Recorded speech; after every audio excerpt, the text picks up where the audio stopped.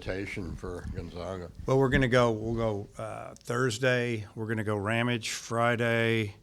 We'll go Nolan Saturday or game 3, Wicklander, and then we'll leave the fourth game TBA.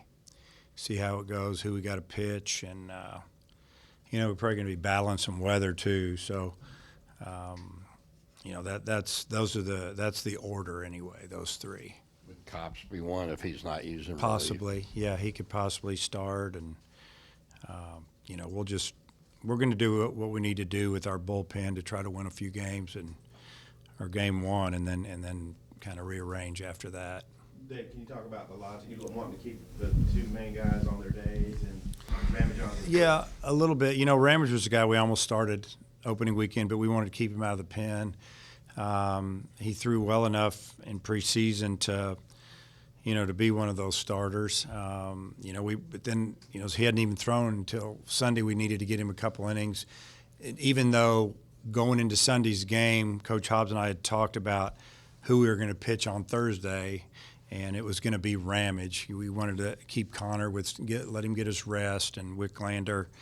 But we did want to get him in the game and let him get a couple innings, which was kind of like throwing a bullpen for him and getting ready for Thursday.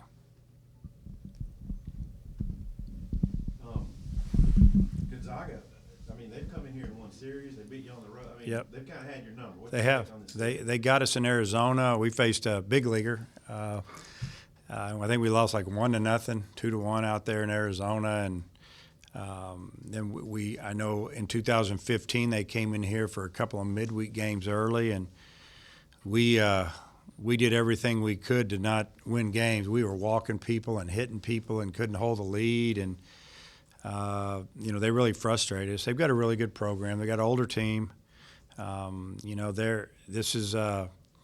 They're all big series, but I imagine when you come to an SEC school, you got a chance to play 3 or 4 games. It can really boost your resume, and they did a nice job yesterday, scoring 3 runs in the bottom of the 9th to come back to beat New Mexico at a neutral site, and they also beat Oregon State in that tournament. I think they lost to BYU. I think the score was 8-1 there, but it was 1-1 going into the 7th or 8th, and they gave up 7 runs in 1 inning. So that was another great game, and then I think Oregon State beat them in a game. So they've played really good competition, neutral site. So I don't really feel like that the travel or the atmosphere is probably going to bother them too much. They've been on the road. Will the starters be on pitch counts again this weekend, you think? Yeah, our pitchers are always on pitch counts for the most part. It just depends on, what type of situations they're trying to get through each inning and how hard is it. Is it a lot of pitching out of the stretch, stressful innings, trying to get out of jams? How many innings are they? They have 12 pitch inning or they have 24 pitch inning, and but yeah, it'll probably be around the same. Could go 5 pitches more, maybe. Just depends on how it is. Depends on the weather, the temperature. There's a lot that goes into that and how they feel. But we'll keep a close eye on these guys. Like I always say, I want these guys to go out and have a really good outing and show us what they can do. But at the same time, we got to keep these guys healthy and keep them ready for conference play and down the road. What kind of pitcher is Jacob, the Gonzaga preseason All-American? Yeah, they've got a couple 3 guys, and they've got a left-hander that's going to throw the ball anywhere from 86 to 91 with a really good changeup, and right-hander's a little better velocity. It's all we can go on is basically what we see on video, and it's difficult. You can just see arm action and movement a little bit, but it's until you really get out there and see what's going on, it's really hard to tell you what we're going to see.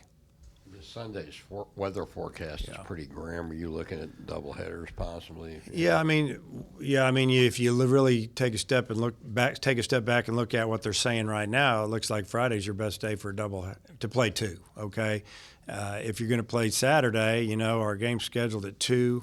We have a basketball game at noon.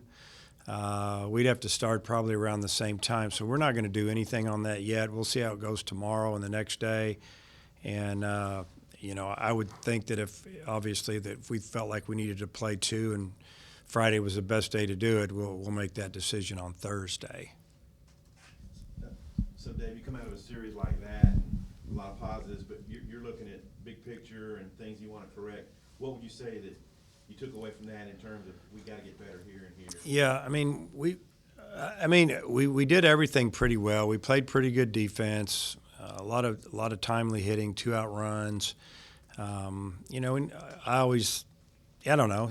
I try to be positive most of the time, but I'd like to cut down our strikeouts a little bit. Now, I think, Friday's pitcher last week was as good as we're going to probably see, for the most part when you talk about velocity and things. But and we did a pretty good job the next 2 days, overall on putting the bat on the ball for the most part.